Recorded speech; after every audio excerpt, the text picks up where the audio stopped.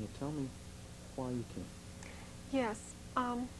I've been living with my mother, and she found out about a relationship that I'm having with a man. He's a married man with children, and she felt that I needed to come and talk to you. Have you ever talked with a psychiatrist before you came to see me? No. Never No. been in a psychiatric hospital? No.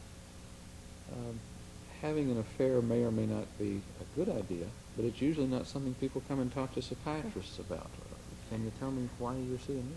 Well, my mother does not believe that this relationship is mutual, that he loves me as much as I love him.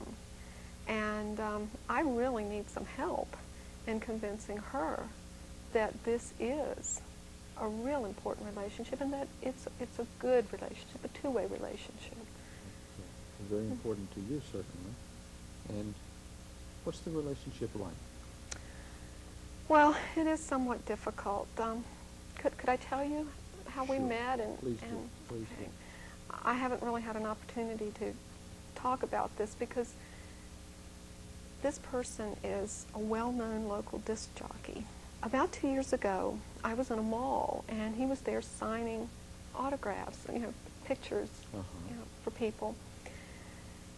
And he caught my eye, and I went over to him, and he signed an autograph for me, and he took my hand in both of his and looked into my eyes longer than he did any other woman there. And he said to me... He took other women's hands, but yours was a little special. Right, right. And he said to me when he handed me the picture, "This is for you." I see. Well, that was the code word from then on, that he could get information to me. Because we really couldn't meet. He, like I said, he's married, he has 2 children. And we had to be very careful that no one find out about the relationship. Let me ask a kind of specific question. Have the two of you met at all since you saw him in the mall? Well, no, of course not. I mean, we just can't do that. We can't do that. Not meet where people could see us. Have you talked directly with him since you saw him in the mall? Well, no, not directly, but he, like I said, he communicates with me by, when he wants to, on the radio. He'll have a song, and right before that song, he'll say, "This is for you." And I'll know that that's for me. That's a special feeling, isn't it? It really is. Do you communicate with him? Yes, I do. I write him every day. I write him a letter. I don't put any return address, and sometimes I'll type it, the envelope. Sometimes I'll disguise the handwriting, because it's real important that the people there at the station don't know what's happening. May I pry a little bit and ask what kinds of things you tell him in the letters?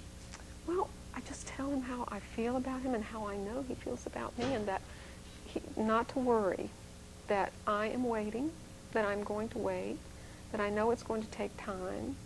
Does it trouble you that apparently he hasn't answered any of your letters or called you, even when maybe he was able to do it without anyone knowing? Oh, he has, though. He does it on the radio. I told you we have that signal, but the thing that I'm sure he's concerned about is someone at the station might intercept the letters and would know. But it seems to me, I'm not trying to be argumentative, but it seems to me that at some point he might be able at least to give you a telephone call. Well, I think that would be very difficult with his busy schedule, and then having the wife and the children. Let me ask you some other questions that psychiatrists usually ask people. And I've asked you some of them before, I know. Have you ever had the experience of hearing or seeing things that other people couldn't see? For example, voices or noises? Oh, no. Okay. Have you ever had this falling in love experience before with someone similar, or is this a new thing for you? Well, of course I've fallen in love with other people before, but this is the first time it has been reciprocated this way, in the depth. Okay. Your health is good? Yes. No particular problems?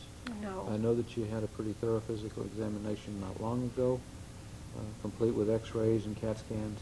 Right.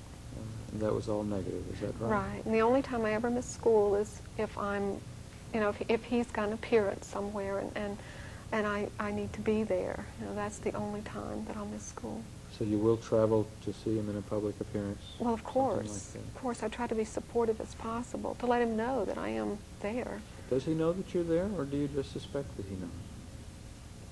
Well, I'm sure he must know. You know, I write him and tell him I'm there, that I'll try to be there.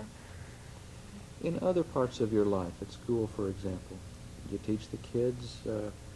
Do you participate in some of the extracurricular activities that school teachers do? Well, no, not really. Not really.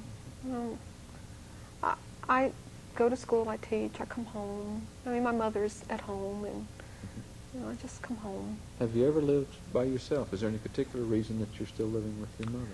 Well, actually, I left home when I got married, and that was the first time. That was about 13 years ago. And I was married for 7 months, and it was a disaster, and financially I just couldn't make it on my own, so I moved back in with my mother. Any children? No. Still in touch with your ex-husband? No. What do you do for pleasure? Any things besides your communication with this person, whom I understand you don't want to name? Right, You prefer right. not to, Yes. although you talked about him in private before. Any other things that you like to do for pleasure? Well, no, not really. Most of my time is spent grading papers, doing lesson plans for the next day. But I don't have a lot of friends, so there's not really a lot of people to do anything with. No particular symptoms of feeling down or sad or being depressed? That's not part of your life right now? No, not really. Don't get nervous about things? No, Anxious? no, Not taking any medications right now? no.